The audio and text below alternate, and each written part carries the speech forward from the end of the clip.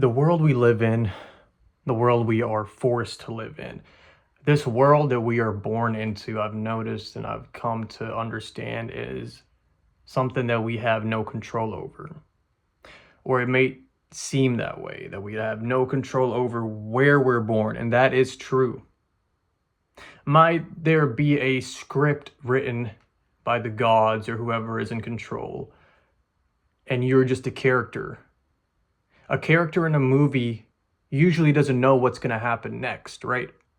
But there's always an end to the movie. A character movie starts and ends. The actor playing the character knows it's acting. But the actor in the movie, the character, so like Iron Man in the movie, fighting the Avengers, seems real to him. Hulk in his universe, whatever movie, Harry Potter, let's just say. Let's say you're Harry Potter in the movie, in the scene where you're facing Voldemort or whoever demon god you're facing, demon, whatever you're facing. In that moment, going through those trials and tribulations for that specific character is going to feel real at that time. But even if it's a movie, if you're hypnotized watching this as the character, you know what you're watching isn't real. It is real, but it's fabricated. It's an illusion that was created by directors. So much went on to it. So much went into it. The editing of the movie, the dialogue, this, that, so many specific things had to be shot right for you to feel that specific emotion that character is portrayed to feel. I've kind of, the more I get older and the more I read things and the more I understand things that are more like, if you're a fellow psychonaut as well, and, diving deep into the spiritual aspects of life, you understand that this script, the life I'm living is a little bit different than the life you're living. It might be completely different. I'm sure it is. But you feel certain emotions and I feel certain emotions, and we both believe it's real. What we see is real. It is real in this dimension. But if we get too attached to things, and this is really way easier said than done, but if you get too attached to materialistic things, people, environments, behaviors, you name it, you stop using that thing, or you're away from that physical object or person. The attachment brings so much pain because you have something. Like, this is my toy. Remember when you were a kid and you lost your toy? I remember in Canada, we went to a field trip, or it was recess. It was somewhere new. It was a new playground. It was big grass, and there was like an island of trees in the middle of it, like just small bushes. And I don't know what happened. Someone, either I or someone else, threw my little Buzz Lightyear McDonald's toy. It wasn't McDonald's. It was a nice toy. Was thrown into the bush, and the whole time there, the whole 2 hours for the field trip, while everyone was having fun, and I haven't thought about this in years, but just the fact that I never found that toy. I'm sure someone stole it. There's a time when I was younger too. I wanted this kid. He drew this really good Dragon Ball Z. This Dragon Ball Z painting. I went up to the front desk, front of the classroom, and I really wanted it. I don't know why. I was a kid, and I thought taking things was okay. So I told him, I was like, "Yo, what's that in the back? I think someone wants." So he turned around. I took the piece of paper, the drawing, put it underneath my shirt. No one said anything, and then he looked back and was like, "All right, man, have a good weekend." This, that, boom, boom. I left. I can't believe that happened. Now thinking back, I'm sure everyone saw me take his picture and put it underneath my shirt. I'm sure that was a karma for that, but that happened before. Who knows? But in that moment of time, losing that toy meant so much to me. But now, maybe 20 years it's 15, 20 years.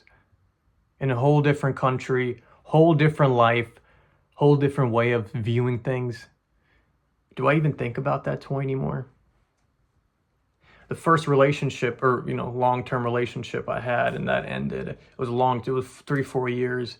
That started late high school, ended late college, and when that ended, it was it was pretty bad for me, you know. I'll make separate videos on that if you guys want to hear more about that story. But I really thought I wouldn't be able to live without this significant person at that time of my life. Lost, you know, you've loved, you lost, that happened, met another person, that happened again, you know, this just happened. And then you just, thankfully, I've met someone very special now, very grateful. But, you know, you see these things happen in your life, you lose things, you get stuff, and then things sort of, you become not numb, but at a level, field where it's, I guess it's healthy to be in a steady, you know, vibe where like nothing excites you too much. Like getting, you know, back when I was single, getting a text from this, you know, the girl you're talking to or this or that, you get so happy, your phone's blowing up, you want this and that, the other girl's texting you, you know, this validation that I was seeking at the time. I'm sure it wasn't healthy. It helped me get through, you know, the time you know, the shit that I was going through at that time, you know, get me away from those negative thoughts, being somewhere else with someone new, you know, experiencing life. So that was me at that time. I'm a different person now. I'm in different, you know, values, things I want from life.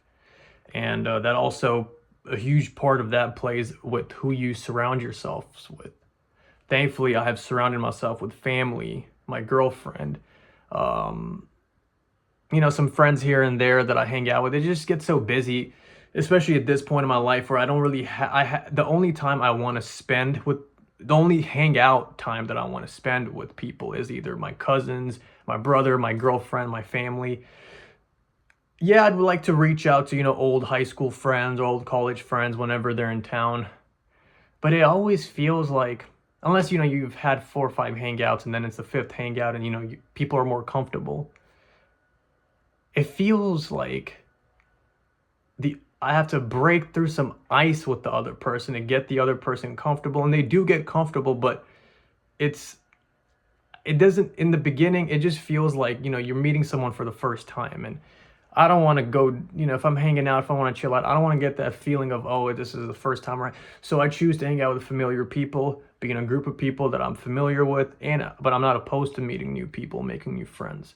You know, recently I've been more introverted. I can be extrovert. You know, I'm going on a tangent. You might be experiencing something very negative, or you might be experiencing something very positive. Pay attention whenever that happens. Whenever you get, you know, Elliot Hulse, I think, said this, or some really, you know, smart guy, I'm just relaying this information, said that whenever you feel really, you know, high of good feeling or low, really like negative, depressive, like you want to just crawl on, whenever you get those spikes, pay attention to what's going on, why you're feeling it. Was it something that you saw, something that you heard? You know, like, it's crazy how I can change your physiology by like, I don't have to touch you physically. I can just scream at you. And if someone has childhood trauma of their parents screaming at them, or, you know, abusive relationship, you scream at them. Just by screaming at someone, a loud ad or, you know, a loud horn may trigger feelings, change your body chemistry, your cortisol level goes up, your hormones are changing, your blood pressure increases, your arteries get overworked. Over time, you keep exposing yourself to these stressful environments, your body's going to suffer. The mind and body are connected. I'm going to make some videos about Gabor Mata and, you know, stuff that I've learned from him as well. Very interesting stuff. But whatever you're feeling, pay attention to what's causing those feelings up and down. And right now, recently, I've been feeling kind of neutral, and it feels weird. It feels kind of depressive, like apathetic, where like, shit, I don't really have anything to look forward. I do have stuff to look forward to, but it's not as exciting as it once was. But at the same time, whenever I experience something negative, you know, just watching a movie by yourself, eating something good feels good. So what I'm trying to say is, whatever you're experiencing now, no matter how bad it is, look, Charlie Kirk's wife, oh my God, like, just that whole situation was just horrendous.